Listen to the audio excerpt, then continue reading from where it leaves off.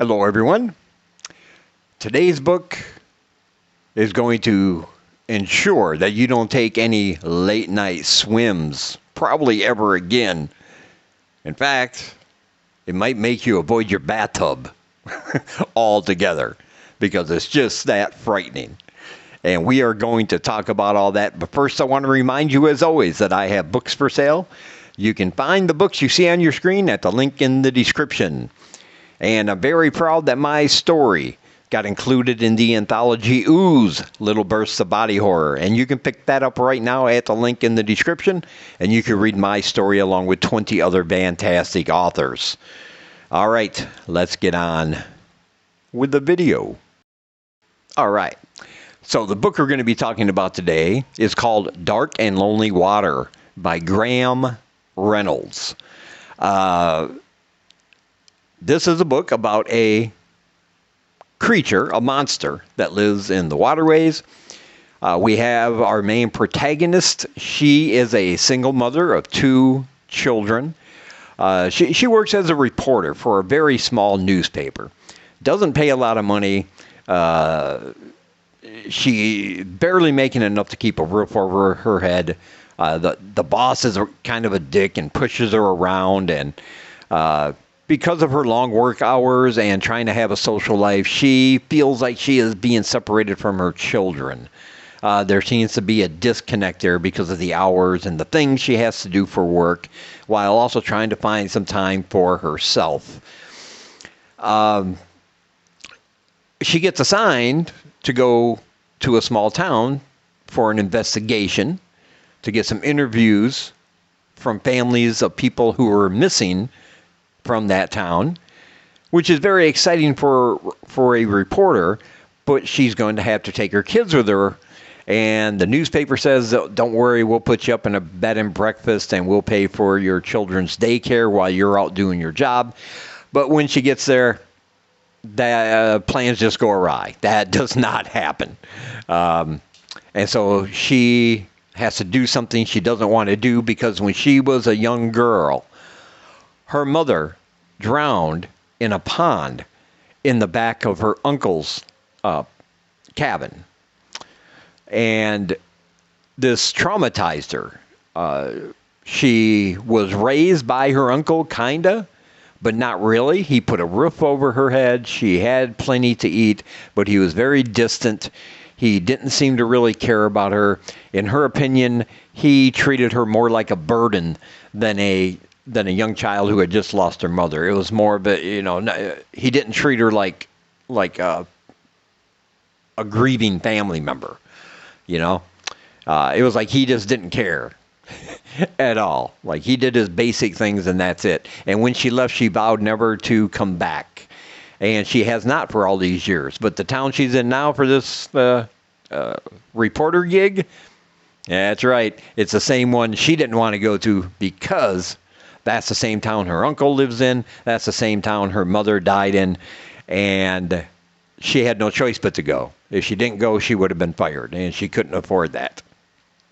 So she finds herself going to her uncle's house.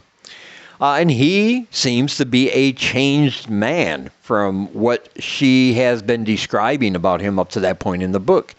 He seems very happy and glad to see her and the kids that he's never got to meet. They bond. He's more than willing to put all of them up, provide everything they need, and just welcomes them with open arms, which really shocks her and kind of puts her on the defensive, because this is not the man that she grew up with. And he really has a bond with the kids. He talks to them. He's teaching them about real life, getting their nose out of video games and other things. He's teaching them things about life, almost acting like a second parent. And they respond. They really like him. They like hanging around him. They like listening to him talk. They think he's really a cool person. Much to the chagrin of the woman, because her relationship with them has been deteriorating for a while. But it's a solution to a problem. She has a place to stay. It's not going to be forever. And maybe her and her uncle can even mend their broken ways. And then she hears about a diver. The one thing these missing people all had in common, I should start out with that, is that they all disappeared around waterways, rivers and creeks and lakes. That's where they all disappeared from, off the face of the earth. And she hears about a police diver. He is on administrative leave because during one of his dives, when he got in trouble and they finally pulled him up, he started babbling about a creature down there. A woman, a hag, that tried to grab him and drag him down with a mouth full of razor-sharp teeth that bit him. And that's why he got in trouble when he was doing that dive. Of course, they think he's crazy. They think he's nuts. Maybe his oxygen wasn't working. His brain's affected. So they put him on administrative leave. She goes to track him down to see what he can tell her. And when we first meet him, he's an alcoholic. His house is a mess. He hasn't showered in a long time, because nobody believes him. And of course, she doesn't believe him at first either.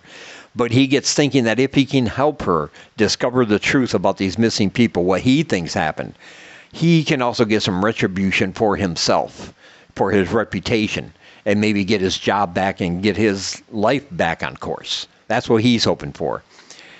And so reluctantly, but slowly, they do start to work together.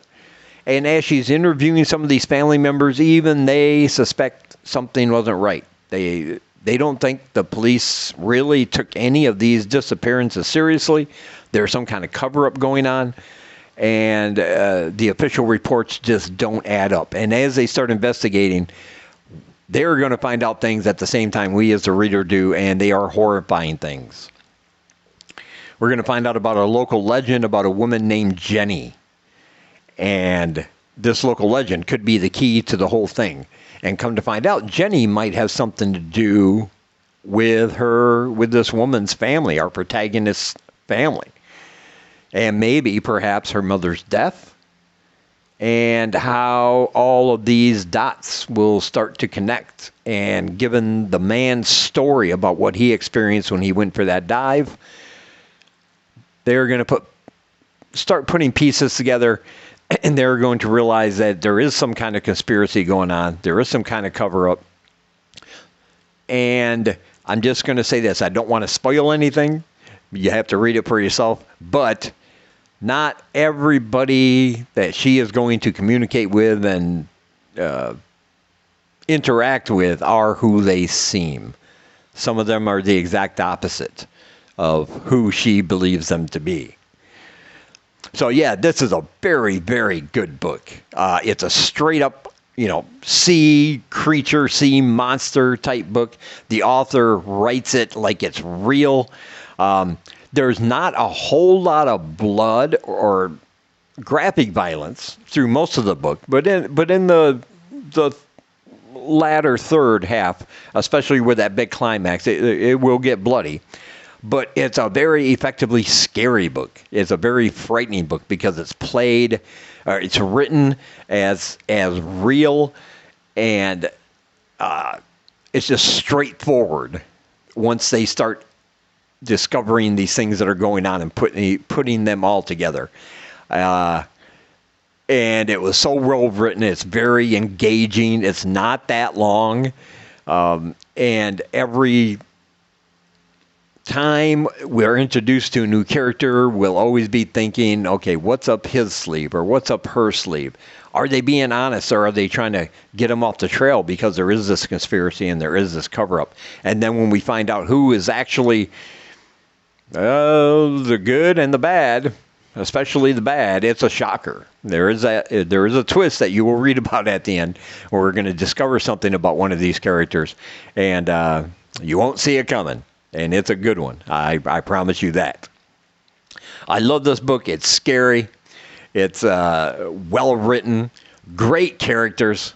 I love this. I love the main protagonist. She was just she's such a sympathetic character because of her life situation and her feelings for her kids. And she's just kind of trapped by her life and her job and all this other stuff. It makes her a very sympathetic character. And yeah, you definitely don't want to pass on this one. This one just released, so you want to get your hands on it as soon as possible. And I will leave a link down below to Amazon where you can pick up your copy of Dark and Lonely Water. And you really should do that. And as always, I want to say thank you for taking some of your time, spending it here with me. I really appreciate you guys watching. And until we meet again, keep reading spooky, my friends.